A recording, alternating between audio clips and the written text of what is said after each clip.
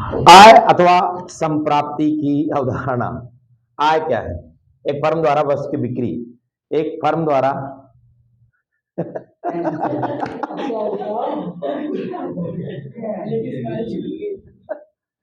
Video को जो हम क्या करते हैं, चालू करते हैं, वीडियो को जो हम क्या करते हैं, चालू करते हैं, जब अपलोड करने जाते हैं तो वहां पर ऊपर शुरू में काटने का ऑप्शन आता है ना, आता है ना काटने का ऑप्शन, बस ठीक है।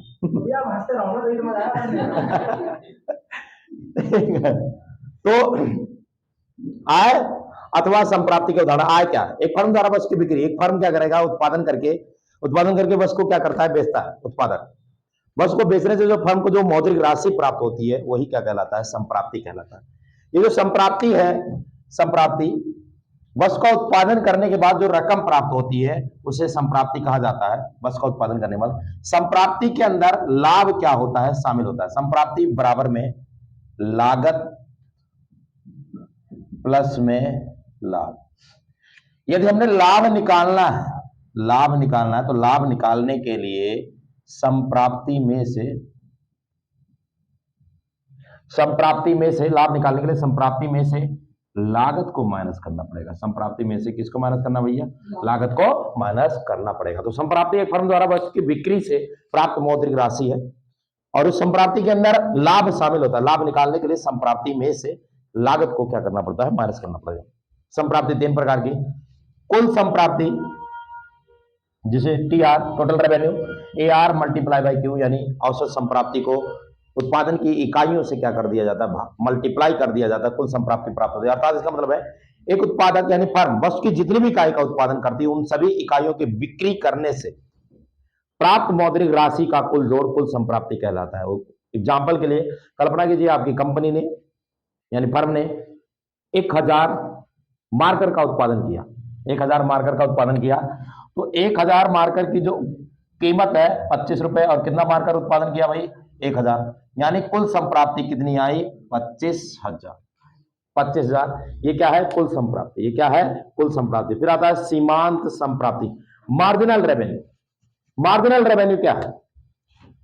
एक इकाई का जो कुल संप्राप्ति, एक इकाई पर जो कुल संप्राप्ति कल्पना कीजिए 10 का है, दूसरी इकाई पर जो कुल संप्राप्ति है वो 19 की है। ये क्वांटिटी है, ये आपका टोटल रेवेन्यू है। तीसरी इकाई पर 27 की है। हमें पता करना है सीमांत संप्राप्ति। सीमांत संप्राप्ति क्या होता है? सीमांत संप्राप्ति का डेफिनेशन होता है एक एडिशनल यूनिट को सोल्ड करने से टोटल रेवेन्यू में होने वाला चेंज। एक अतिरिक्त इकाई की बिक्री करने से कुल संप्राप्ति में होने वाला अंतर। जैसे कि हमने एक इकाई बेचा तो एक इकाई बेचने से 10 रुपए प्राप्त हुए। जो हमने 2 इकाई बेचा, 2 इकाई बेचने से कुल कितने रुपए प्राप्त हुए? 19 रुपए प्राप्त हुए। तो एक एडिशनल यूनिट हमने क्या किया? सोल्ड किया। एक अतिरिक्त इकाई बेचा तो एक अतिरिक्त इकाई को बेचने से कुल संप्राप्ति में चेंज कितने का आया? 9 रुपए का क्या आया? चेंज। यही कहलाता है क्या? मार्जिनल रेवेन्यू, सीमांत संप्राप्ति। सीमांत संप्राप्ति क्या है? एक अतिरिक्त इकाई की बिक्री से कुल संप्राप्ति में होने वाला अंतर सीमांत संप्राप्ति कहलाता है। एक अतिरिक्त इकाई की बिक्री से कुल संप्राप्ति में होने वाला अंतर क्या कहलाता है? सीमांत संप्राप्ति कहलाता है। फिर आता है औसत संप्राप्ति, एवरेज रेवेन्यू। औसत संप्राप्ति, एवरेज रेवेन्यू क्या है?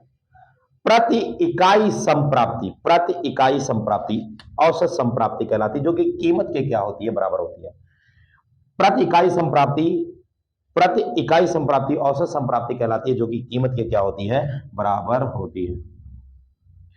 औसत संप्राप्ति निकालने का फार्मूला है TR अपॉन में क्या होता है? TR अपॉन यानी कुल संप्राप्ति को उत्पादन की इकाइयों से क्या कर दिया जाएगा? भाग कर दिया जाएगा। तो जो हमें प्राप्त होगा वो क्या प्राप्त होगा? औसत संप्राप्ति प्राप्त होगा। उत्पादन की प्रति इकाई संप्राप्ति औसत संप्राप्ति कहलाती है। ये TR, AR और MR। अगले यदि AR स्थिर होता है तो क्या होता है? यदि AR स्थिर होता है तो क्या होता है? अर्थात औसत संप्राप्ति अर्थात कीमत अगर स्थिर होगा तो क्या होगा? तो इस टेबल के द्वारा समझेंगे। ये है AR स्थिर है, कांस्टेंट है। AR स्थिर है तो हम देख रहे हैं MR भी स्थिर है। अगर AR कांस्टेंट है तो MR भी देखिए क्या है? कांस्टेंट है। AR 10 10 10, MR भी क्या है? 10 10।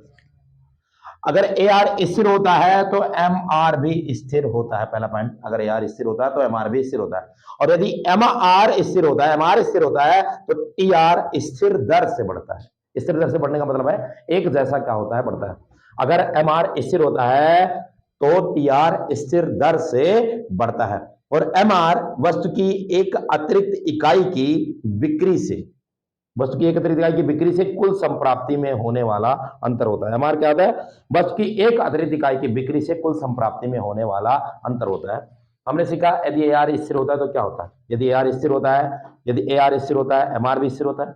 एम आर स्थिर होता है तो टी आर स्थिर दर से बढ़ता है, और एम आर वस्तु की एक एडिशनल यूनिट को सोल्ड करने से टोटल रेवेन्यू में होने वाला चेंज होता है। अगली रिंग, यदि ए आर स्थिर नहीं होता तो क्या होता है?